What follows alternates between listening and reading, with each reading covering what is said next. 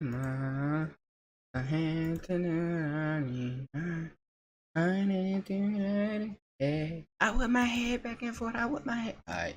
What's good, y'all? Welcome back to another freaking reaction stream. Hey, I see that y'all been fucking with the the full reaction and shit. I see that y'all like this. So hey, if y'all got some suggestions on what y'all want me to react to, let me know. Cause we ain't gotta react to my nigga Mouse all the time, man.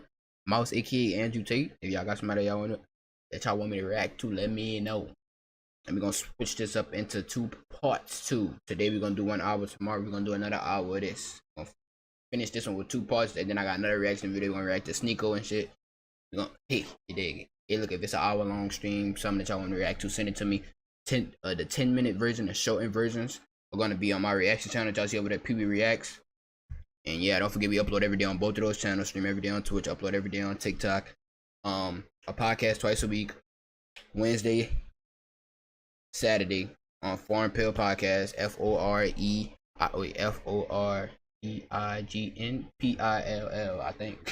I think that's how you spell foreign.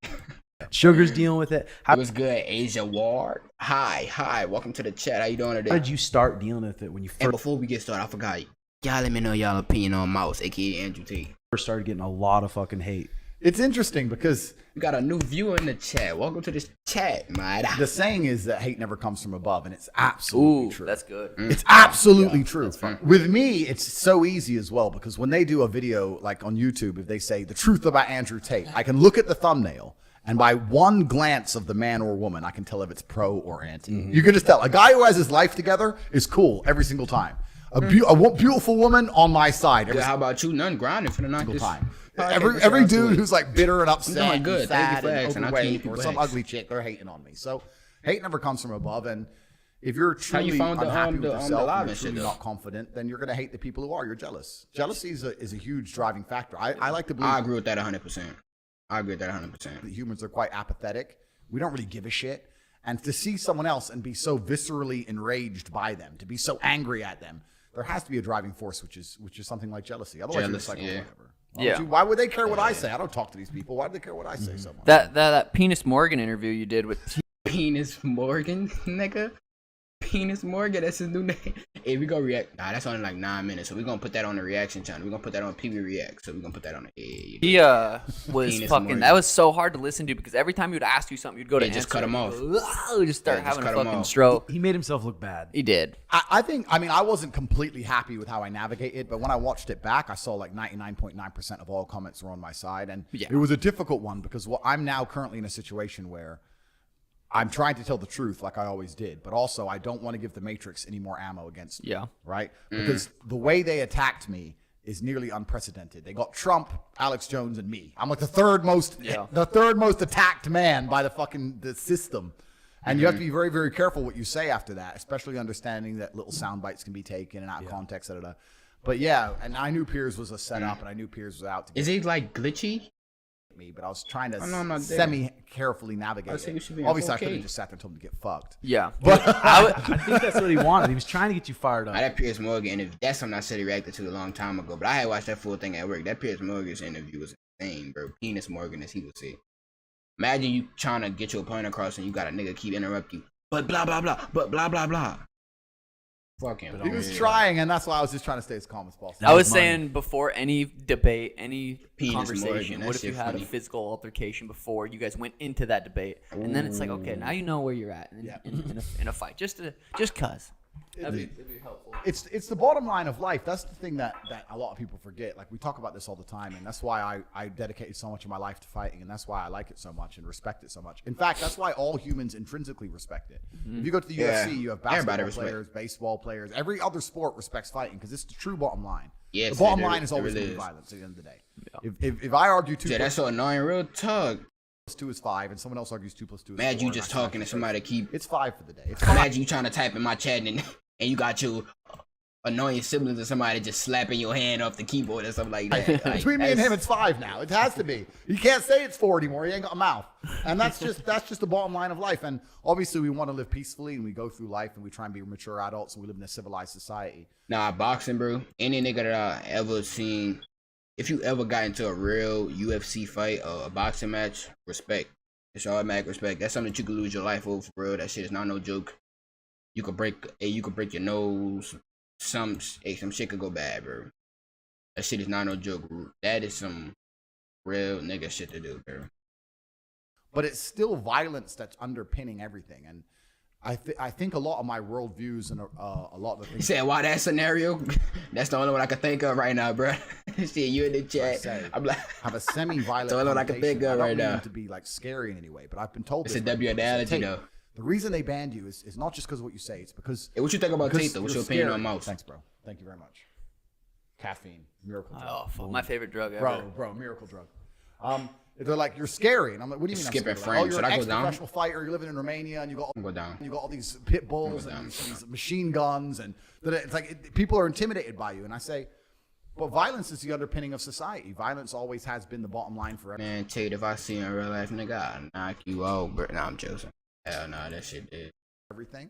I talk about this all the time. I talk about if you get a parking ticket, the only reason you pay it is because of the threat of violence. You may not think there's a threat of violence, but if you don't pay that ticket, they'll add more money, and then they'll tell you to go to court. And if you don't go to court, then they'll send a bailiff. You don't reply to him, etc. Sooner or later, police are going to turn up, and they're going to say, "Come with me." And if you say no, what happens? Violence. Mm-hmm. True. There's a threat of violence behind every single red light. There's a threat of violence behind a parking ticket. Hey, what's some of that stuff that you disagree with that Tate said? Ever signed for the government, behind your driver's license, it all comes back down to a threat of violence. Mm-hmm. So, and a lot of people don't understand when I ask questions like that, like what's something that you disagree with? They think that I'm trying to like persuade them to like agree. I just want the point to be understood, you know, because Tate is taken out of context a lot of time, you know. When you talk to passive, and I get his people points. Say they don't believe in violence, they say you're a liar. Because you believed in civilized society, and civilized society is pinned on one thing: violence. You fuck up too bad, violence comes. That's just the way the world works. True that. Even if you go to a forest and you see a big, beautiful tree, he crushed all the other trees around him. That's a violent guy. The big tree is a violent tree. He destroyed all the other little trees. So you have to understand that violence is what makes the world go round. So it's good to be good at it. Does that make sense? Yeah, 100%. You know, it's crazy how much just like almost being a top G rubs people the wrong way. Well, guys that aren't a top G, they don't understand. They don't understand owning a business and they believe in that and traveling around and having the opportunity. Yeah, they always say he too cocky. Like shut your weird ass pussy. Yeah. And they hear these outlooks. I mean, I don't like Tate. He call himself a top G. Like we talk about it too a lot, and they hear the outlooks from you, and they're just like, it's something from their conditioning just grinds. It's the beta male. Today, hey, what's up, guys? I'm here with Sanjay, and he actually purchased one of my pre-built Shopify brands for $17. $17. And the store has had. Who gives a fuck? But this is the thing. So like, if you look at a rabbit, right, it's intrinsically afraid of a fox or a dog. It just knows it's afraid. And I think that that's what it truly is. I think if you took away civilized society, all these beta males would be fearful of us with good reason, right? Because they know that the bottom line is, like we just said, violence. And if we want what they have, we're going to take it off them. But we now live in a civilized society, and their fear is being masked as dislike. That's what it is. They're genuinely fearful, and they're genuinely intimidated. And then they just mask it as dislike, and they try and hate on us, but because they can hide behind a computer screen. But truly they're fearful because they know their position in life, and this is how the world works. There's hierarchies, and that's how it is. So I've never seen anybody who dislikes me who I've even for a fraction of a second want to be anything close to. I look at the people who dislike me, and I'm just like, your life looks absolutely and utterly terrible. Especially, it's fine. God's already taught them all a lesson. It's like it's fine. I got a question. So the way they do the interviews, it's like I see it as different. I see they got a picture of him and not the camera switch to him actually in person. Different. You can keep it. It's hard to take advice from someone who's doesn't have money, who's fat, unhealthy, out of shape. True. And yeah, I feel like I'd be trying to get financial advice and financial lessons to y'all, like inflation and shit. But nobody not gonna listen to me because for one, I don't have money, which I don't blame y'all for not listening to me. But I be giving out facts, bro. Like inflation is fucking taking over this shit, bro. Should go up 3.4% every fucking year, bro. That shit is insane. A lot of those people are fucking sitting there making YouTube videos talking about how to be great, how to make money, all those shit. Completely. It's pathetic. And worst of all, it's hard to take advice from people who are sad. So I'll give you an example. I said depression wasn't real and the world lost its mind. And I sat there, even Piers was arguing with me on it. And I said, listen, this isn't even about real or fake. This isn't about true or not. You're looking at it in the wrong paradigm. So what time is it for me? All right, you at the bottom. It's 1 a.m. What time it is for you and where you from and shit? Explaining to you that let me get to know you. to live one life. Asia war. Let's say one life.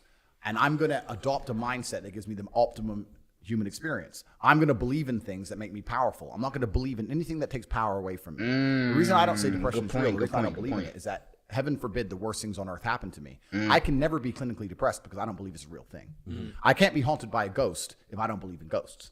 I said this before on another podcast. If you have two men in different haunted houses, one believes in ghosts, one doesn't. The one who doesn't believe in ghosts is going to sleep just fine. The one who does, he's the one giving power to the fear. He's the one who's going to be afraid of it. So, yeah, you giving something that's taking, you giving something negative credibility, bro. And I feel like, I used to be that nigga that used to be defending depression, bro. That's when I was stuck in the matrix about and all that shit, bro. And then that's when I was about to go to college and shit, bro. Depression isn't real, bro. Feeling depressed, feeling sad. Feeling depressed and sad is the same thing in my eyes, bro. And I don't believe in depression, bro. Why believe in something that take power away from you? Why believe in something that make you feel less of a man or less of a woman or less of a person? Why? And why not believe in something positive? Like, but why do y'all defend? Like, why do people defend depression? I do not know. It literally shows me that they defending something negative, bro.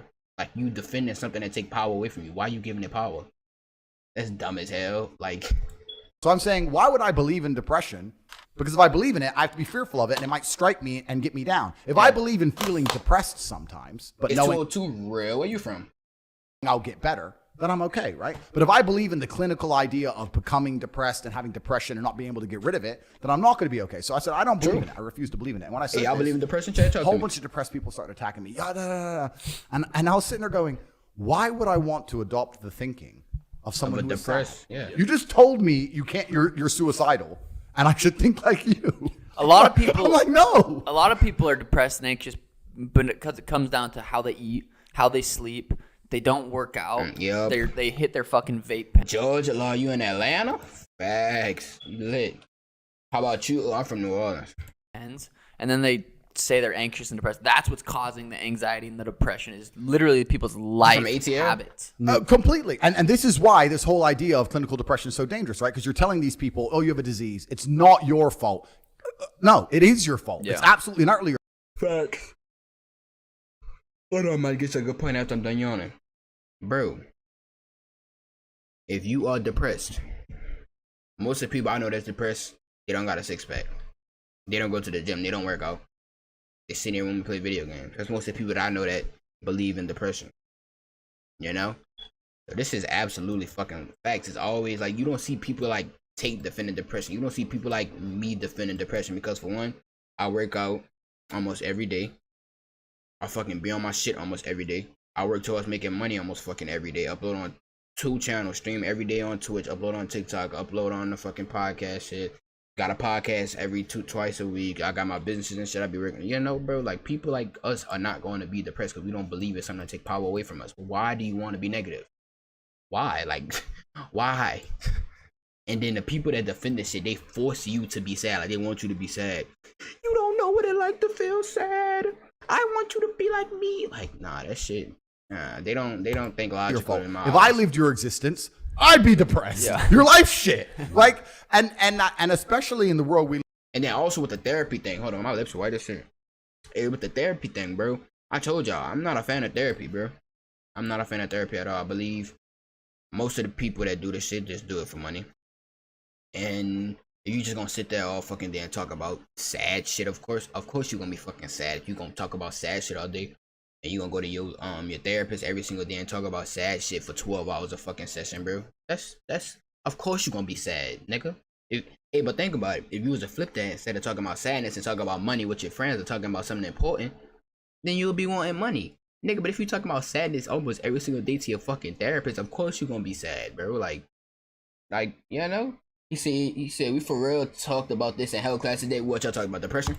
We live in today, and especially for a man, most men have very, very depressing existences. It's easy for us all to sit here in Abu Dhabi, right? You're fighting on the UFC. We're all somebody. Nah. But that's the reason why people should respect my opinion. Nigga, I don't even got my own house. I'm not staying with my mom. I'm not staying with my dad. I'm away from my family. I'm on my own. Nigga, lone wolf. I'm on my own right now. And this is me speaking from, I don't believe in depression, bro. And I had to take that thinking away. Oh, depression not real, bro. If you sad, man, they say use that shit as motivation. Go to the fucking gym. Do some push-ups. You know, that's what I had to tell myself, bro. And now look at me. Nigga, I'm a better person now. I just gotta fix the surround. I gotta get my own crib, gotta get my bread up and shit. But you dig, You're on YouTube, we're running around with money, whatever. If you're Joe Schmo in the modern world as a dude, it's fucking depressing. Yeah. Of course you're depressed. Yeah. I get it, but you can't sit there and believe you have a disease. You have to accept that there's a lifestyle you need to change, and that gives you power. Especially like people that never. Or what your teacher said. Your teacher was telling you to believe in depression, huh? School is a fucking scam. I don't know if you know what grade you in this shit too. School is a fucking scam. I don't know if y'all know this shit, bro. School is fucking designed. Oh, don't let me get into that shit, bro. Don't let me get into the school shit. They gonna tell you bullshit like, yes, depression is real, and it's okay if you're. I mean, obviously it's okay if you sad sometimes, but as a man, if you sad, get up off your fucking ass. Nobody give a fuck. Nobody care, nigga. You gonna sit there and cry like a bitch. Oh, well, this girl broke up with me. Oh, well, she broke up with you. Fucking move on, nigga. Work out. They get a 6-pack, make her ass look bad. Oh shit, I want him back. No. What you call that shit? Flex on that hoe. Shit, make her want to come back to you. Flex on that hoe. Oh, you a night. Oh, love that boy a freshman. You a freshman. Yeah, what your teachers and shit told you about depression? I gotta hear this. What they told y'all about depression, bro? Gone through anything tough in their life. I'm probably too loud. Never even put themselves in a scenario. I'm about to say, let me tee up. Let me tee down, man. Let me calm down. I'm depressed. Yeah, and then these are the people who attack us, right? Yeah, because they're unhappiness, and when you're truly unhappy, you want to spread it. It's unhappiness is kind of like a disease. It is. You subscribe to misery loves company, right? Yeah. Hurt people. It's absolutely true. But like the depression that would come from maybe a family member dying or something like that would be hard to do. The sadness. Well, completely. That's feeling depressed. Yes, that is feeling depressed and feeling sad. But at the end of the day, before Tate said this, and I like to get my point across before Tate said his shit, because y'all like to call me a dick sucker, and I just copycat what everybody else say. If you lose a family member, I just lost a close friend. He committed suicide 2 days ago, bro. Yeah, we was in a band and shit. That was my dog. He made me better on haunted shit. He just committed suicide, shot himself in the I don't know where he shot himself at, but he shot himself, committed suicide. Yes, I was sad, but what the fuck I did? Still uploaded my videos on each one of my channels. Still streamed every day. Still uploaded on TikTok. Still did the podcast. Still did what the fuck I had to do, bro. You know? It's just the people that just sit there after they sad, you just sit there and fat. I want somebody to feel sorry for me. Nobody gives a fuck, nigga. Get off your ass, bro. Nobody cares, bro.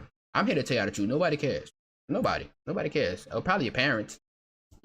Nobody believe cares, in that, bro. Absolutely. But I don't believe in having a clinical disease. I mean, losing a family member and being upset about it, that's absolutely not really healthy. Like, we've all been through that. Yeah. But saying I now have a clinical disease, I don't know. I just don't understand this link where they're saying that you feel sad because of a scenario and that's now somehow a disease. I think it comes down to self-discipline too, because I know a lot of people that are just, it's pathetic. They just don't have self-discipline, and at any level. But there's levels to self-discipline. But I feel like that's where real happiness comes from, is self-discipline. I'm going to go on this fucking run in the morning. I don't really want to, but I know I'm going to fucking get this high from it. I'm going to eat a healthy breakfast. I'm going to start the day right. Nigga, ain't this just what I said? So for the niggas that be in my TikTok comments or whatever, you just copycat and Tate. Nigga, I say my points before they get their point across, so just so y'all won't say I'm dick sucking. Nigga, I got my own brain. Fuck boys. Right, and that's going to carry on. I think for me, I heard you say one time too, and I don't know if it was serious or if I took it out of context, but waking up and grabbing your phone first thing in the morning, you open to the portal. Do you believe that? For me, I mean, I believe in starting your day off a little slower. I hit a 10-minute morning meditation every morning. Yep. I go outside. I don't start my day out slow. Nigga, I go brush my teeth. I hop straight into this shit. Nigga, I go work out. Fuck you, talk. Sunlight, hydrate with some water, and take a good amount of time before I look at my phone. That's just how I have to operate. Because for me, I look at my phone first thing. I can feel like anxiety kind of. And it's anxiety, and you're right. And it's deciding the reality you want, and you're completely true about the anxiety. So like, if I was still pro fighting, it'd be different. Yeah. Now my life, even now, I'll admit, my life is an anxious life. Like I have. Smartphones as a whole and social media as a whole to a degree are poison, man. Like I am absolutely not really a phone addict, and I wake up in the morning and it takes me 3 hours to clear my WhatsApp messages, and I need it clear in my brain. It has to be empty. So I wake up and it's just like, oh, fuck you, block, fuck you, okay, fuck you, and it's just and I need it clear, and I have to go through it all, and it's the key to my success, right? Like I'm now sitting on a $500 million empire or whatever, but it is work and it is anxiousness, and even when you're driving school, why you up? So why you up at 2 in the morning, bro? What you getting into? in your nice car, your phone's going off, and you're like, oh, what's on the phone? And part of you wants to stop and check it. It is mind poison. I can't deny it's mind poison. But it's also super useful, and it can be done. And it's business too. I mean, it is. Do you have a form of meditation type shit do you do or not? That's the one thing I miss most about fighting, because it's the only time your mind's completely clear from everything else, isn't it? Yeah. Fighting is meditation. Yeah. That's the only 100%. Time you're not thinking about anything else. Mm-hmm. Yeah. You're like, even playing at home for me is meditation, bro. I'm just relaxing.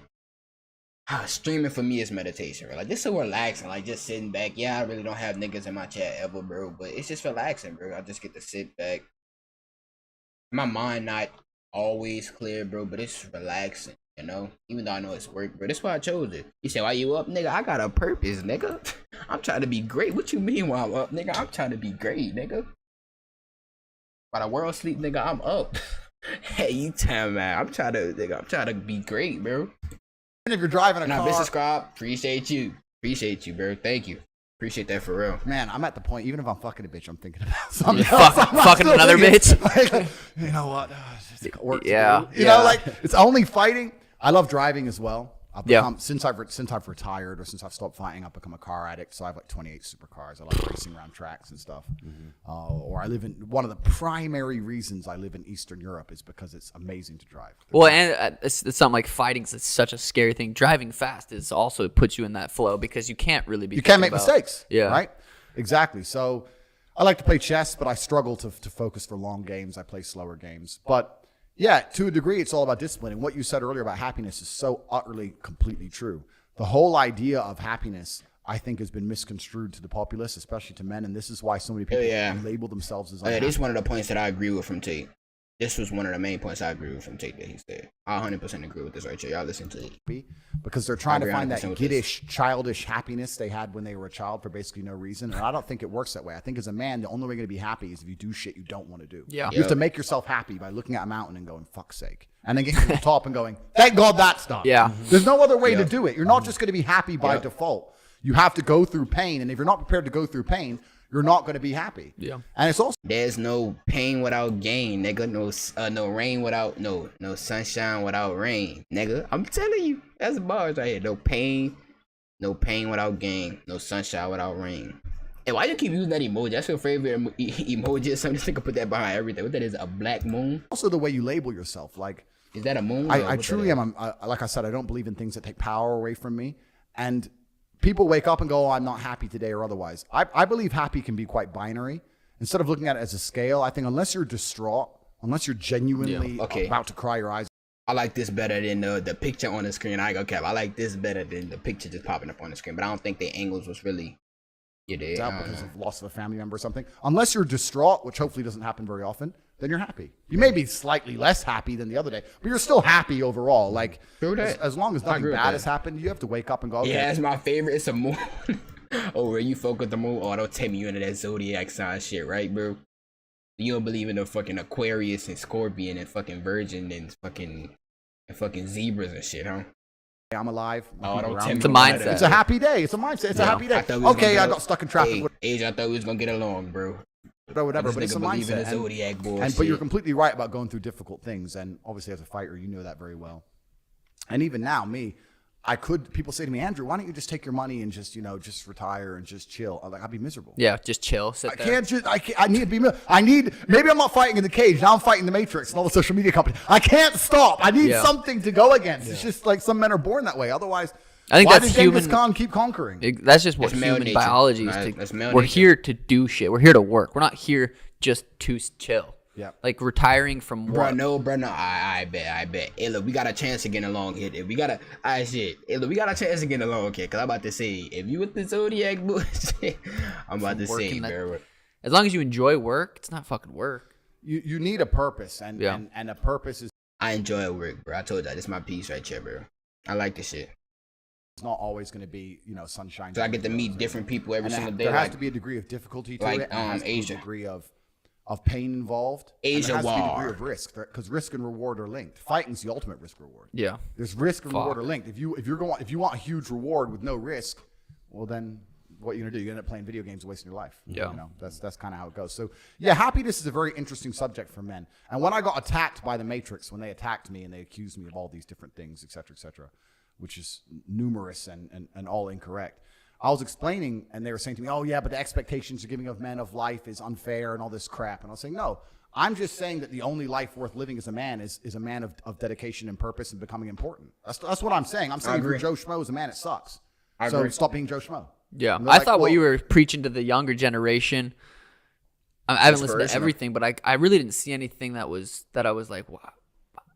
A lot of people are mad about that. Like, you're preaching to the younger generation, they're going to be pieces of shit when they grow up. I'm like, a lot of people are pussies and they need to fucking be men or learn how to be men. I'm telling the younger generation that if they don't get up and work hard and make sure that they're important, that the world's not going to give a shit about them. Yeah. And for the audience that's watching and not subscribed, for the people that's watching and subscribe, bro, when I first started listening to this nigga Tate, bro, this nigga changed my life around, bro. I didn't know who the nigga was, bro.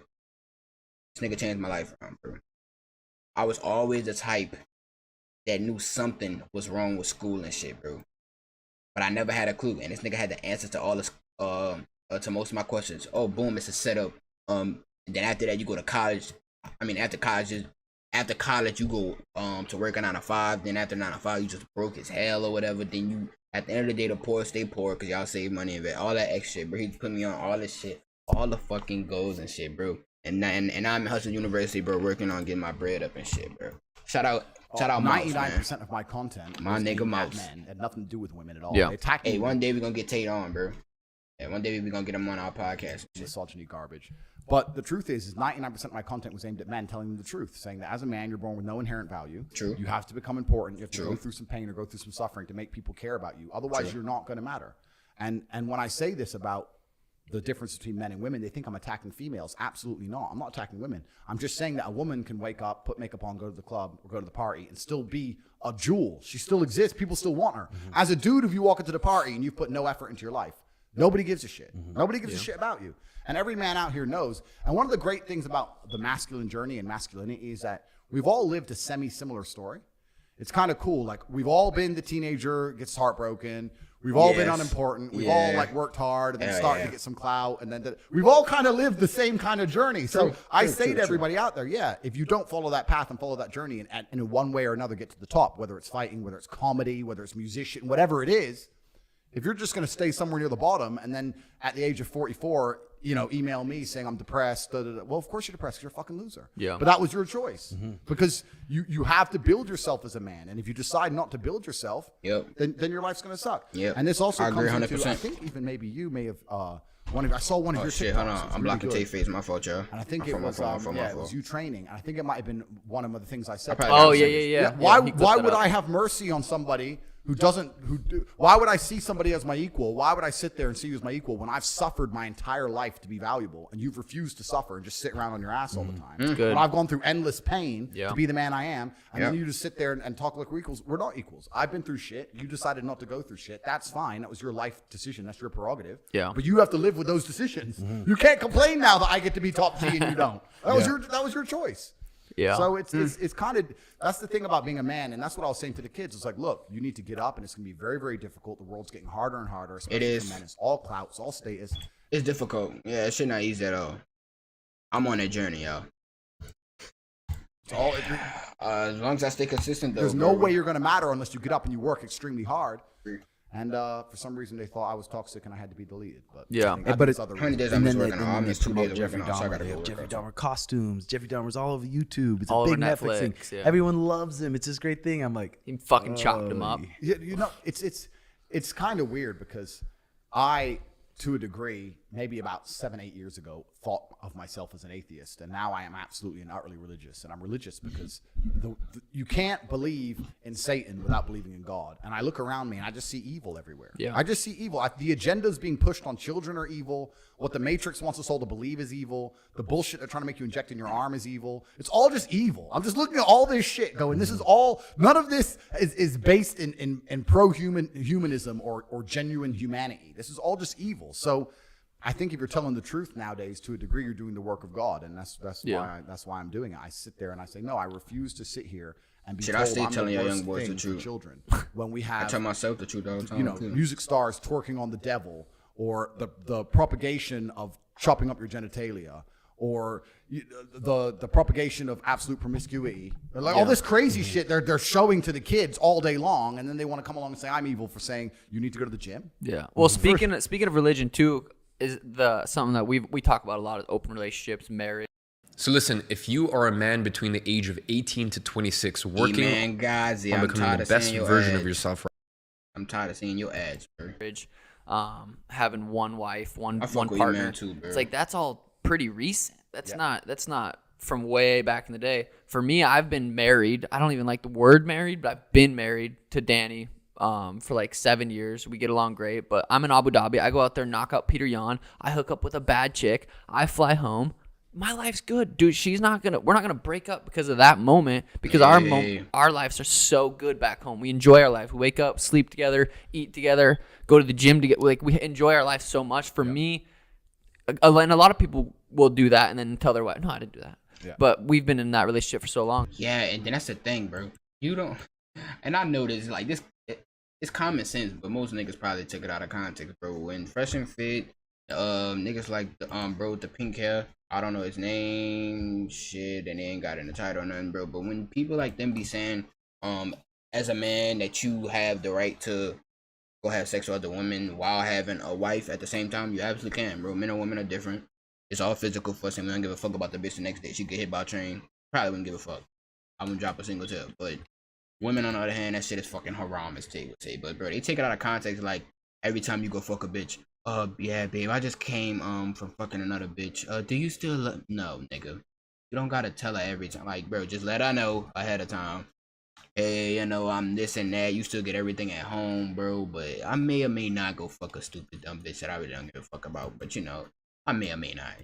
It's like, why would that moment ruin everything we have back home? Yeah, and there's many different. I understand they point so clearly, bro. But everybody else, I know they just take it completely out of context.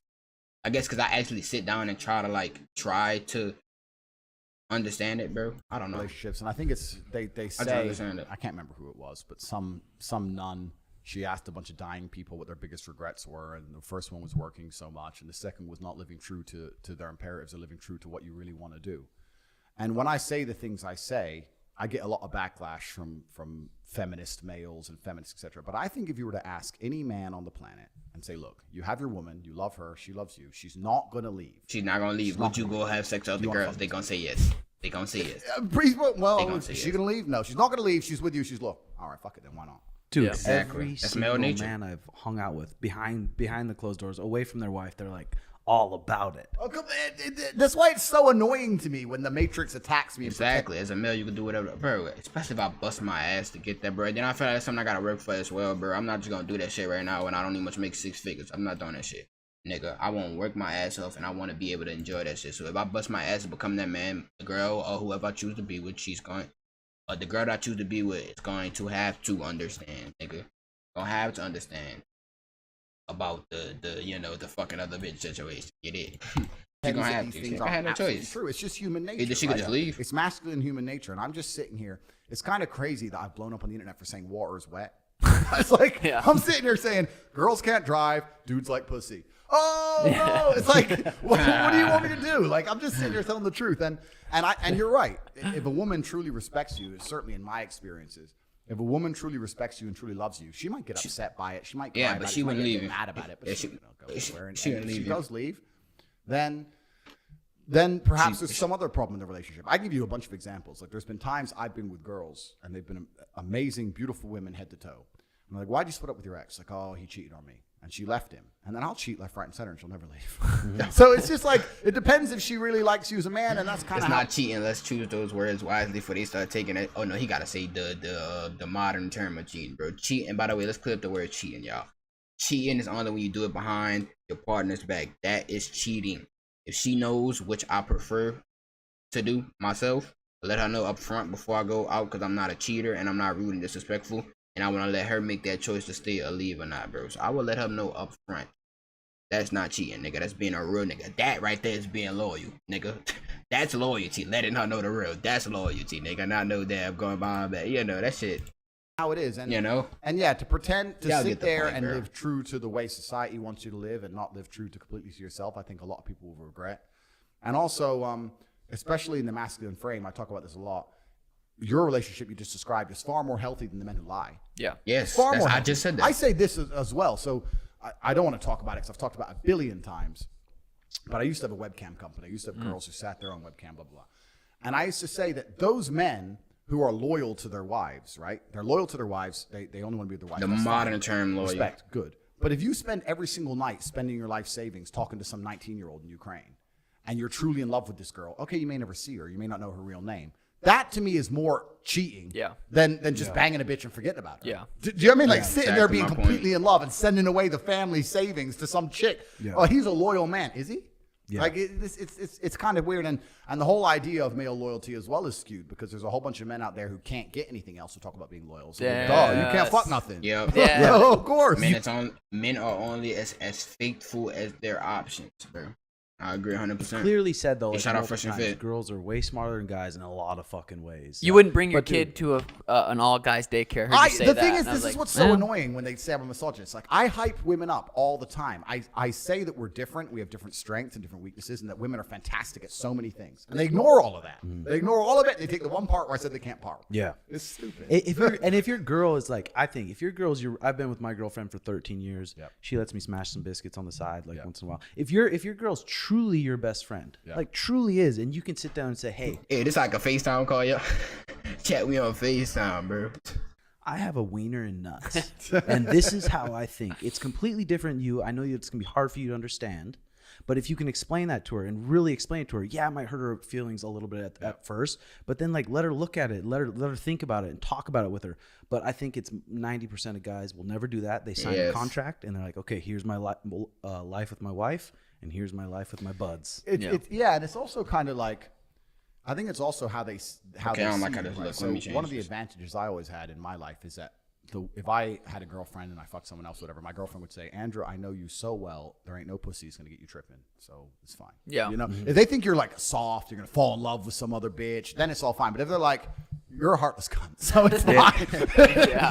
I can barely get any love out of you, and it's been years. It's like, so it's kind of like how much trust they have in you as well, and how much faith they have in you and the kind of man you are as a whole. But we're all humans, right? Living a human experience, and the idea of sitting there completely complying to this one code of conduct because society says so.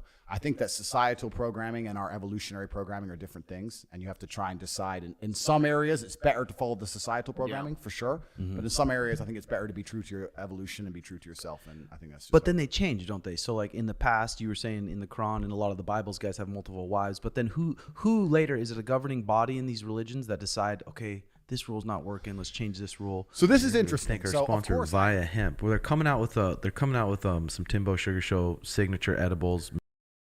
Sorry, I ain't get paid for this to let y'all hit a sponsor. I apologize, bro. Hey, but if y'all give me a cut of y'all sponsorship money, I'll let the ad play next time. But I ain't got no views anyway, so. 50 milligrams of CBD. They just have a bunch of different kinds. So different ratios. This is interesting. So of course I have a theory on this. It's not necessarily that substantiated, but I just come up with theories on things. Substantiated. It is important for society as a whole, for monogamousness to be generally promoted. And I think that's because they're trying to remove the base evolutionary instinct for women to just go for the top tier males. That's what they're trying to do. Because if women were told, yes, go share a G, we'd all have like 10 chicks. That's fine. But there's a whole bunch of men with no pussy. And the problem with society is when you're in charge of a society, right? Let's say you're playing SimCity and you have to be in charge of a society. The most dangerous demographic of a society are going to be the men with no pussy. They are the school shooters. Yeah. They're the violent ones. They're the rapists. The ones who are going to revolt because they want some pussy. They're pissed off all the time. You need to shack them up with somebody to subdue them. Right? You need to get them, a guy, even if he's a dork, with some bitch, make them get married, subdue his ass, sexless marriage, pay your taxes, raise the kids who don't love you, stay in your box. If you have a whole huge portion of the population who ain't getting laid, you're gonna have massive societal problems. Now in history, that was solved with war, because all the young men had to go to war first to get pussy, and a bunch of them died. That's why you'd have all these huge armies go to war. But now it's not so much like that. So even if you look at in Western Europe now, where we have these huge problems with crime, etc., and a degree of it's down to immigration, etc., but it's not because the people coming are bad people. It's because they're coming into the country and they can't get laid. How long are you to sit around without getting any pussy until you think, fuck this? You're going to do something, right? So I think the reason that monogamy is so heavily promoted is because it's better for society. But what's good for society is not necessarily good for you as an individual. Because women instinctively, evolutionarily, are happy to share a top tier dude. I say this all the time on podcasts. I say when a rapper walks in the club, no one's thinking he's going to be loyal. They don't give a shit. They just want him because he's whoever or fucking UFC fighter or whoever, right? So that's kind of the way they're evolutionarily designed. Once you get with them, they can pretend they're not designed that way. But when you walk in the club, you know they're all designed that way. So it's how society functions. The Western societies, they go to keep things in order. We need to make sure that one man, one woman, everyone ticks off into their family boxes. We don't want. Because the truth is, man, like if you have a real G who's really about it and he has no concerns for how society views him, he's going to have 11 women, kids with all of them, and probably not going to be home with none of them. He'd be out again. That's just how he's going to be. Like, fuck it. I come home once a month. Boom, I'm out. Who's going to raise them kids? Who's going to do? It's better for society if it's one man, one woman box. One man, one woman box. That's how they do it. And that's also why a lot of religions advocate that. I know a lot of people call me hypocritical because I talk about God and how I want to purport, how I try and fight against the Satanism in the world, but then I'm also living this X way. But the Bible does talk about the kings and the sultans. I think it's just knowing your place on the ladder, right? But yeah, that's my basic answer. I think society wants it because it's good for society, not because it's good for men. The majority of men are in sexless marriages and miserable. That's the majority. 100%. I agree. It's an interesting theory. The majority of men are sitting there in sexless marriages and miserable. I know this for a fact because personal experience. I've seen married men on webcams sitting there telling some 19-year-old girl they ruined their life. Yeah. Just sitting there crying their eyes out, sending their savings. So I saw it for years. I saw it. Who did you really look up to coming up as a hustler? Like they were like, damn, I want to be like that. Who made nigga? I made Tate. Nigga, I made Tate. He was looking up to me, bro. That's who he was looking up to. He just don't want to tell y'all because he got an ego, bro. Tate been watching my videos since day one, bro. Yeah, he joined Pee Wee University, bro. 2.0, and he got rich. It's simple, bro. Tate watched me. That was his role model. Like, easy answer, bro. Tate, don't you storytell on this podcast? I'm loud as hell this way. That's a good question, man. Like I always knew that there was. I don't know how I knew, but I always intrinsically knew. I talk about the Matrix now, right? But I always intrinsically knew that the things I was being told to do were lies. Same. I said that earlier in the video. Teacher saying, if you don't do good in your exams, you're going to be broke. And I remember sitting there looking at you going, you're broke. So what the fuck do I listen to you for? Like, I always knew it was bullshit. I didn't have the exact answers, but I always kind of knew it was lies. I said that. I literally just said there's been Tate answered most of my questions. I said that I always knew school system was bullshit, the 9 to 5. I always knew that shit. But I said Tate answered most of the questions, bro. And the answers added up completely and made perfect sense, bro. A few big events in my life where a few things happened and I realized. But I think intrinsically everybody knows when you see a Lamborghini at a gas station at 3 a.m, you're not thinking, wow, he went to school. You're thinking drug dealer. You're thinking drug dealer, gangster, mafia, whatever. Rapper, You're thinking intrinsically he is doing something outside of the norm to live this life. So I always knew the norm was garbage, but I didn't know exactly what to do, right? So that's why I picked up fighting. Because, when I was fighting, I'll say this now openly, one of the biggest advantages I had back when I was fighting is I just didn't give a fuck if I lived or died. I was semi-depressed. I just didn't give a shit. Tomorrow, we're going to fight, cool. I tried to, Badr Hari had a fight, I think it was here in Dubai against, he ended up fighting some guy from England. I can't remember his name, some Russian guy, whatever. I was trying to take that fight in a day's notice for like 10 G's. I was like, for like 10 grand. Yeah, Badr Hari's massive. He's much bigger than me. I was like, yeah, give me the fight. With Zamiani, brother. Right? Now I got things to lose. It was good, bro. How you doing? Back then, like it was kind of get rich or die trying, and fighting was the only thing I knew or I was good at that I could even consider. Because even before the internet, hey nigga, don't you got school tomorrow too? Kids with money and shit. Before the internet, you didn't have no crypto kids or some podcast kid or whatever. Yeah. Now you see 20-year-olds worth 200 million. Back like what the fuck you trying to say about podcast kid, huh? Nah, I'm joking. Only 15 years ago there was none of that. So when I was young, it was just like you had to get a job and it was just depressing. It just sucked. I didn't want to do it. The fucking YouTube game changed it, huh? It did change it, but I don't know if this is even good, man. Like the last bull run with crypto, for example. I made a bunch of money. Everyone made a bunch of money. You pulled it out at the right time? I made a bunch of money with crypto. I made a bunch. But I also have made a bunch of money the hard way my entire life. And I also fought for a long time. And I understand hard work. And I also have a good grasp of business. And I understand people management, et cetera. So even the companies I run now, I run them very much like I used to run my old companies. Even when I had my webcam company, people think I was living like Dan Bilzerian. Not at all. It was very professional outfit. It was a business. I wasn't there trying to get laid. I was trying to make money. So it was very, very professional. But a lot of these kids, like they catch a crypto pump. They made like 200 or 300 G's. Now they think they're too good to work. Johnny, what you getting into tonight? You made 200 grand on some crypto coin. They all went up. They all went up. You're not a genius. The whole market went up. Now it's down. And they're sitting there going, oh, yeah, the next pump. Bro, you're 19. You've never had a fucking job. You don't understand stress. You don't understand people management. You don't understand how to sell. You don't understand branding. You don't understand anything. And you're sitting there going, I'm going to get the next pump and I'm going to be a millionaire. I'm so clever. Can't even do 20 push-ups straight. You're not clever. You're a dickhead. You're a jackass. So crypto's made a whole bunch of people into fucking morons. And you look at these kids who think they're too good for a job because they caught a pump. You're not too good for a job, sir. You need to get back to McDonald's where you belong. You don't know shit. So it's another 4 years before that crap comes around again. So crypto's messed a lot of people up, and so is YouTube. Everyone wants to be a YouTuber now. Everyone wants to be a influencer. Nobody wants to do real work.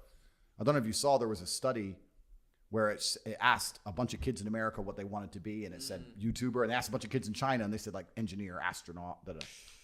We're fucked, bro. Well, we're fucked. They say TikTok in China is a bunch of like they're learning. That you scroll through a video, you learn something. You scroll. In America, it's just fucking some girl's butt cheeks twerking up and down. Well, I think TikTok, especially in the West, is designed to divide society and to cause problems. And I'm the most viral man on TikTok. So I'm going to sit here and I can't, I think the reason my videos to a degree are reported is because it makes people. Bitcoin and Ethereum down 8% plus. Yeah, right now. Shit. Fight. And I think that's why TikTok does it. It likes the comments, it likes the arguments, etc. Now I know I'm telling the truth, but there's also a bunch of people who want to deny Jam Hollywood. Me. But yeah, certainly TikTok in the West is designed to create division, whereas in the East it's designed to do the opposite and be harmonious and create a harmonious society. And it's really interesting, man. What's the world watching with KJ? I look at the East and how their societies function. There's all the pros, but there's also all the cons. They're still locked in their houses in Shanghai. They're still locked up, because they're scared of the government. But then also in other ways, they're far more competitive than we'll ever be in terms of, global infrastructure and all these kind of things. So yeah, the world's a mess. I don't know what world our children's children are going to live in. It's scary. It's scary, bro. It's scary because the last vestiges of freedom are vanishing in real time. It's kind of scary. It's crazy. Speaking of children, you want any, or do you have any running around that you don't know of, Pri? Yeah. I can't say here. I've got feral psychopaths who dislike me, and I've got a lot of enemies in the world. Yeah. But let's leave it at that. I'm not going to say whether I have children or not. But if I did, nobody would know about it, and I certainly wouldn't want my kids to be all over social media from a young age, etc. And one of my biggest concerns about raising children now is that I grew up very, very poor. And I think being poor with good parents is the best way to be raised. Yeah. And now I'm filthy rich. I agree with that. There's problems. So I have to put him back in the ghetto somehow. I'm going to be like, no, you're back in the ghetto. And it's hard to do, right? Because to be in the ghetto truly, you have to truly know safety net. Yeah. You can't be in the ghetto a little bit, then it goes wrong, then dad bails him. Yeah. Nah, it has to be now. Welcome to the struggle. I have a 2-year-old, and navigating through raising a little princess is Dude, it's going to be enjoyable, though. It's going to be tough, but being poor with good parents is the best way to be raised. That's it's the best way to be raised. I agree. I know these people who were born rich. In fact, if you talk about miserable upbringing, I think that being born rich is probably the absolute worst. Yeah. Because in life, you don't notice. It's like driving 200 miles an hour. It doesn't feel fast. It's the acceleration that feels fast. If you're born at 200 miles an hour, what are you trying for? What are you striving for? Mm-hmm. Well, where's your fire inside? You have everything you want. You think a Ferrari is going to make you happy? You don't give a shit. Right. And then you're just one of those kids in the party who's just saying, I'm so rich, I'm so rich, I'm so rich. And like, yeah, I agree with that 100%, bro. And it's just your life shit. You have nowhere to go. I think being born at the top would absolutely and utterly suck. Being born at the bottom, but given the drive from your parents to climb the mountain, that's the only thing that's fun. The only thing that's fun about being rich is talking about being broke. Yeah. That's the only thing that's cool about it. Me and my brother do this all the time. People say, hey, you guys got $500 million. What's fun? I'm like, sitting around talking about when we were poor. That's it. Getting on a jet and going, remember when we couldn't go on jets? Like, if you've been on jets your whole life, it's just this hedonistic adaptation. It's boring. Anxious and depressed. Yeah, you're anxious and depressed and you're sad, right? Yeah. So none of this rich people shit is fun unless you've done a whole bunch of brokey shit first. You got to remember the good old days. Times. And it's kind of crazy, like how quick you get used to it all and how quick it just becomes normal and how quick you're just like, yeah, whatever.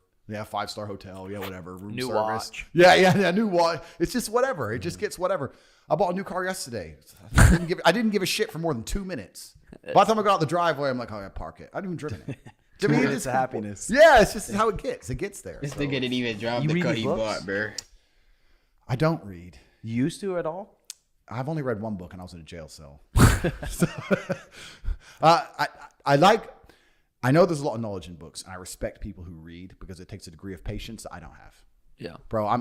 My brain, even me as a person, I need to start doing what you do because my brain is fried. Social media has fucked my brain up. For me to focus on things is so difficult.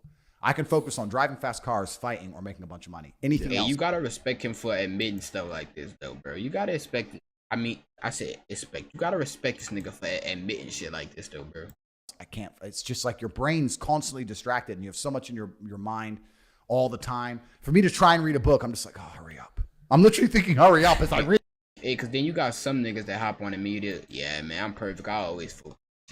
Yeah, I'm good all the time, bro. I got everything I want, bro. I don't never break focus. I'm locked in. You got niggas that be capping, bro. But the fact that this nigga say his mistakes too, bro. Real nigga. Read. It just takes too long. Dude, imagine if after you had a full day of work, you just went, took a little rip of the weed. Nah, bro, I've never even tried drugs in my life. Never tried. Really? Never Except tried. caffeine. Caffeine's fucking. Well, caffeine is the miracle drug from God. You know what? I watched a super interesting study on caffeine. You guys should YouTube it. It's a documentary. It was on Joe Rogan. A guy was talking about it. Mouse, you not that caffeine, old, bro. And how caffeine changed the entire world. Like before caffeine, people were just living within the cycles of the sun, etc. But when caffeine came, they started doing night shifts and double shifts and the Industrial Revolution. Damn. And the idea of the coffee break was launched by companies because why would you give your employees time off? If you gave them half an hour break and coffee, they made more money than if they carried on working. And caffeine's this miracle drug. And he made a really interesting point. He said most people live their lives caffeine. Hey, before my Twitch stream, because I still got to do a Twitch stream after this, y'all. I got a lot of shit to do today. I might go stop and give me a caramel frap after this little thing right there. Go see if the caffeine really works. Hey, I remember one night, though, I had grabbed me a caramel frap from McDonald's, bro. And y'all know that shit filled with caffeine and sugar and all that shit to keep you fucking energized. That shit filled with caffeine, bro. But I'm telling you, I'm up for 2 hours plus, nigga. Breaking my ass up at this desk, bro. I think that was one of the best work sessions I ever had, bro. And it was late night. I don't know. Late night work session shit different for me. I don't know about y'all, bro. Like working late at night, bro, when you see everybody else sleep, bro. You know, it just make me feel good. I don't know. It made me feel good. But yeah, that caffeine shit, that shit definitely work, bro. I'm about to go grab me a caramel frap. Yeah, I've had 20 coffees a day every single day. Because I said I'm going to be up to like 10 tomorrow, bro. Oh, but I can't. I got to work out tomorrow. Fuck. I can still work out tomorrow. Yeah, I still got time to work out. I can't remember what life's like without caffeine. And the only time you don't drink caffeine for me is when I get sick. And I'm like, I just want to feel normal. Yeah. If you got a fucking cold or sore throat, like, I don't want caffeine. It's the only time I don't drink caffeine. I quit coffee for a week, and there was absolutely zero advantages. I didn't sleep any better, really. Turned into a beta. I didn't sleep any better. I was tired all the time. I was late. Like, there was nothing good came of it. Yeah. I was just like, give me that fucking cup. Yeah. Give me 10 of them. Like, I don't, maybe you'll give me a heart attack. I don't know. But yeah, caffeine's the miracle drug. When did you start getting good at debating people? That's a good question. That is a good question. I'm not entirely sure, but I do certainly watch all of my podcasts before. back. I watch myself back. I think if you're going to be speaking for a living, I do the same shit, bro. I rewatch myself, like I rewatch these lives right here. I rewatch me on a podcast while I'm at work, while I'm in a car. I thought I was the only. I do this shit, nigga. I'm telling you. Me and Mouse get along well. Hey, so wait till me and Mouse link, man. I think you should be good at it. My nigga, it actually amazes me how many people do podcasts and are still sitting around going, all right, I'm working on it, all right, buddy. I'm working on it. Damn it, I still stutter. I got stuttering problems, all right? I'm working on it. Like, that's your fucking job, bro. Yeah. I replace the stutter with a word like, oh, fuck, oh, shit, or something like that, you know? Imagine being a fighter and just messing up and getting hit with every jab. Like a dummy. Yeah. Like, if that's your job, but then practice. Like, watching yourself back's huge. For fighting, I watch all my rounds back. I watch all my shit back. It's the best way to reflect on what's actually happening. Completely. You have to. You have to analyze yourself. So if I have a debate and I thought it was tricky, I'll certainly watch it back and I'll realize where I made a mistake or where I could have done better, et cetera, et cetera. So I watch all my own stuff. But I've always been pretty good at speaking. I've always had a big mouth, you know, so I've always been pretty good at it and pretty good at articulating my ideas. But I think the reason that people hate debating against me so much is because they know intrinsically I'm right. They know I'm right. When I say these things, they know I'm right. Mm-hmm. But I've had a bunch of arguments with feminists. I'm like, listen, you can be a feminist, but you will not be a feminist if a predator breaks in this door right now. Yes, I would. No, you would not. Who are you lying to? Are you lying to me or the audience or yourself? If someone broke into this room right now with intent to kill, your feminism would be out the window. You're living in a false paradigm and you're living in a lie. And the reason you live in this lie is because there are men, not women, who will protect you. Because if I were to try and harm you, you'd call the police, and they are men. And the men would come with a threat of violence against me. So you're not a pacifist, and you're not a feminist. You are full of shit. That's what you are. And men allow you to have these ideas. Well, if all of your ideas are supported by men who are prepared to fight for you. Stop stealing the words on my mouth, all right? Then you're not. Then it's not female-led, is it? It's all male-led, from head to toe. Yeah. Men have to come in and say, no, we stand by her. She's allowed to say men are shit. Otherwise, she's not allowed to say it. So all of it's garbage, and they know I'm right, and then they get really mad at me, and I get canceled. They sound like Piers Morgan, and I get canceled. Yeah. So that's kind of how it goes. But it's interesting. What about your diet? How you stay so lean? I eat once a day, about once a day, and that's it. I don't have a clean diet at all. What do you eat? Nigga, I'm the same. This nigga Mouse is my twin, nigga. Mouse, I always knew you was my dog, Mouse. You know, back in the day we used to be shooting dice and shit, Mouse. Bro, I told y'all this shit, bro. I literally only eat like once a day, bro. Straight sport in the water. I change and I do not eat. I don't eat healthy. I don't eat sloppy. But I do watch the amount that I eat, if that makes sense. Whatever's going. Pussy. Whatever's on the table, bro. Like today, bro, what I had McDonald's at 12, like earlier today. And we went out to eat, but 4 hours ago. I was not hungry, bro. I was not, I was just forcing myself to eat that shit, because I was just out to eat, I'm the least picky eater ever. Whatever turns up, I'll eat. Loads of coffee. I like lots of coffee. That's probably what makes you only be able to eat once a day, because it suppresses your appetite. And so does nicotine, and I smoke cigars. Cigars have never really damaged my stamina, I don't think, really. Really? Yeah, cigarettes are different, but cigars. Dude, I feel like a brain like yours, a puff of some good organic weed one time and just sit there. No, I don't. Puff of good organic So listen, weed. if you are a man between the age of 18 to 26 working on becoming the best version of yourself. I am working on it. The reason I've never tried drugs in my life, I've never tried cocaine, I've never tried weed, I've never tried steroids, I've never tried anything in my life ever, is because I know I'm going to like it. Yeah. So it's just like, I know if I smoke that, I'm going to want it. But you have self-discipline. I do have self-discipline, but I also live in a country where that shit's completely unacceptable. Yeah, that changes. I live in Romania, changes, right? So in Romania, if you get busted with that stuff, you're in big trouble. It's kind of like here. And it's just like, I've gotten this far without it. Yeah.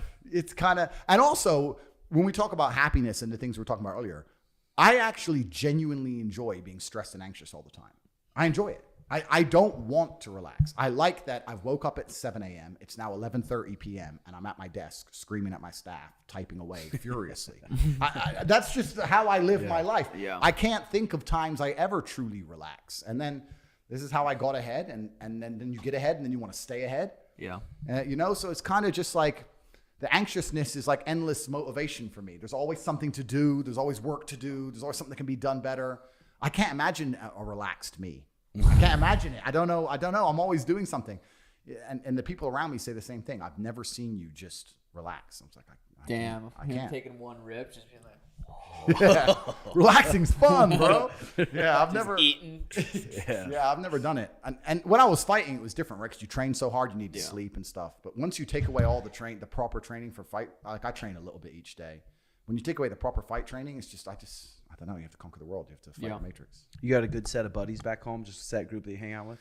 Yeah, so I've got the same friends I had when I was poor, so I haven't made any new friends. I hang around with my brother and my cousin and a couple other guys I've known since back in the olden days, and that's basically it. It's pretty much us too, huh? Yeah, that's us. Yeah, new friends are just a pain in the ass.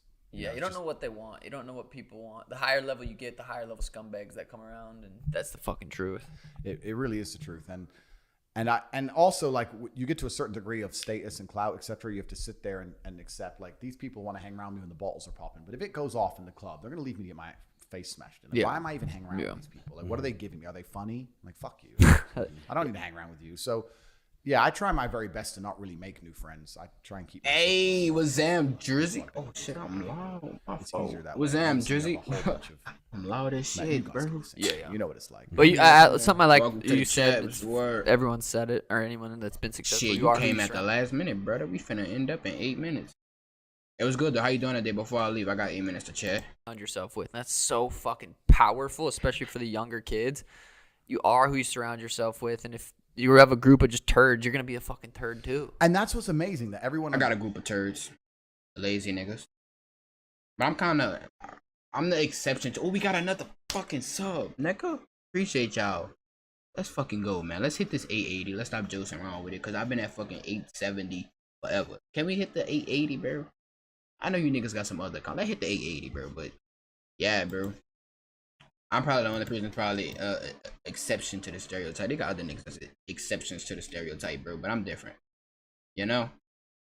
I don't got a powerful circuit that like to talk about money. Anytime I talk about money, talk about something important, they don't want to talk about it. You know? Stay longer. Oh, now I'm about to switch to Twitch. After this, I hop on Twitch, you know? Hey, we only doing an hour of this today, and we're going to finish the rest tomorrow. Understands that you are some of the 5 people you spend the most time with, but they still don't create their reality and they still hang around with dorks. Yeah, hey, I'm trying my hardest. I could try harder though. It's like, why are you doing that? Like, if you hang around with killers, you're gonna be the 5th killer. You may not be the #1 killer in your group, but you're gonna be the 5th killer amongst the populace. You're gonna do better. And it's the same with everything, man. It's the same with money. The number of times I've sat in rooms and there's people talking about money to a level even I don't have a clue what they're even talking about. And I'm like, I'm in the right room. Yeah. Because they're saying words I haven't heard yet. Yeah. So this is the place to be, right? You need to be doing that shit. If you're just hanging around a bunch of brokies, then you're gonna stay a brokey. And I say this, and then people go, oh yeah, but how do I make rich friends? Well, then you got to provide a value to them, because life's value exchange. You have to be valuable to rich people in some way, or valuable to hardworking, dedicated people in some way. And it's not hard to do if you actually want to get up and work. I've had a bunch of people come to me and just offer me things like, hey man, I'll just take photos of your cars. I'll make an Instagram page and I'll make a big page of all the photos of your cars. You haven't got to do anything. And I'll be like, all right, cool. Now he's in my inner circle, right? And I'm worth a bunch of money. If you would just come to me and go, hey bro, teach me how to make money, I'm like, who the fuck are you? Mm-hmm. So it's like you have to provide value. And I had watched the video on, because I was trying to find a way to get my network up and stuff. Because the only like-minded person that I have in my circle is Hollywood. Somebody that think outside the box, somebody that want to be great, somebody that talk about money and all the important shit that we trying to get to. That's the only person. That's only one person, bro. And I had looked up a video on how to increase my network and shit. And one of the main things most of the videos kept saying was, you gotta trade value for value. You provide value first, then that's when you ask your questions and shit like that. He said, let's collab. He said, let's collab at 10K. Wait, when I get the 10K, nigga? But I also and I don't want to be. Oh, you said when I get the 10K, bro? I also really truly believe a lot of people you gotta clear that up. Exactly where they deserve to be in life. Yeah. A whole bunch of people who go, oh, I'm at the bottom, man. You deserve to be there. Mm-hmm. Because if you truly, I think the universe and God is extremely giving. And if you truly dedicate yourself and truly try your very best, there's no way he's going to leave you at the bottom. Mm-hmm. When I see someone who's true at the bottom, I was like, you couldn't have given it everything. If you give it everything you've got and try your absolute best, the universe refuses to leave you down there at the bottom. Yeah. If you're staying disciplined with good habits for fucking 10 plus years, you're going to get an opportunity somewhere. You know what I mean, right? And that's exactly my point. So when I see people and they're like, yeah, you know, it's hard and life's hard, etc. I'm like, bro, you've had enough human hours to do more than you've done. Mm-hmm. And I refuse to believe you've tried your absolute best. And that's how the universe works. And there's always going to be a hierarchy. And I actually think that the world. He said, now we both 10K. I can see it, nigga. Nigga, I don't got no. Wait, you say you see both of us getting to 10K. Oh, real? Hey, I just checked out your channel. You upload like 2K content. So how will we collab, bro? And what value do you provide outside of 2K? Exception, but I think it's pretty fair. The people at the top deserve to be there. The people at the bottom, kind of to some degree, you know, they didn't try as hard as they should have, and they deserve to be there. And it's because honestly, I don't really like. You could be at 100K and a nigga ask me to collab, and I seen that he not really, you know, on it. You know. What's actually interesting, and a nigga could be a nerd at a fucking 100K and shit and can't even do 10 push-ups and trying to collab and shit. I watch who I collab with and shit, but I ain't got nobody to really collab with, not really. I ain't got no bread. I grew up completely broke. Yeah, but I don't play 2K like that. And but if you want to run on 23 sometime, we probably could set something up. Just like, oh, this is so hard. I'm unlucky. Da-da-da. I feel disdain. I'm like, you're full of shit. I don't like you. So imagine how much the world elites hate all of us. Yeah. They must think of us like pure peons, like the dummies. Like, imagine if you've been born like a billionaire for the last 10 generations. Of course, they must look at us like absolute scum. Because even me, I've only been rich 10 years, and I'm sitting there going, shut up, bro. Like, so it's how it goes. Dude, even with fighters, it's like, okay, we train hard an hour and a half in the morning. You have the whole day, and then you train hard an hour and a half in the night. Yeah. Like, what are you doing between those fucking hours? Like, we're usually hustling on something else. When you were fighting, what would you do in those in-betweens? Yeah, so I had a few different businesses back then. So I had a business where I sold television advertising. I was doing that for a while. Oh, I'm gonna switch soon. Some things I can't say on podcasts, etc. Then I found the webcam thing, which I've told the story on Instagram, and I was doing that in between. And I'm at the end of you were hustling. I was hustling around. Nah, not at all. I'm in there right here. Because I said we was going to stop at an hour. We hit an hour, 5 minutes. All right, we're going to finish the rest of the session tomorrow. Make sure I turn on your notification and shit. Don't forget we upload every day on these two bad boys right here. Stream every day on Twitch. Upload every day on TikTok. Oh, y'all seen I upload every day on YouTube. I'm on Instagram actively. I be on Twitter to watch porn every day. So yeah, I upload on pretty much everything that you can upload. Oh, and I upload on Rumble 4 times a day too. So make sure y'all pull up, show some love. And I will be on Twitch in about 10 minutes, so y'all go switch to Twitch for me, and I'm about to hop on Twitch real quick. You dig? Shout out to everybody that put up to the live, bro. Much love to y'all. Look, if you enjoying, you watching it all the way through, like, subscribe, bro. And nigga just unsubscribe. See, y'all fucking playing with my sub count. I'm about to get mad. I've been at 870 forever. Can we stop playing with the sub count? Other day I was at 878, dropped back down to 874, 875 today, 876, and now we hit 877. Now we back to 876. Yeah, I'm off this shit.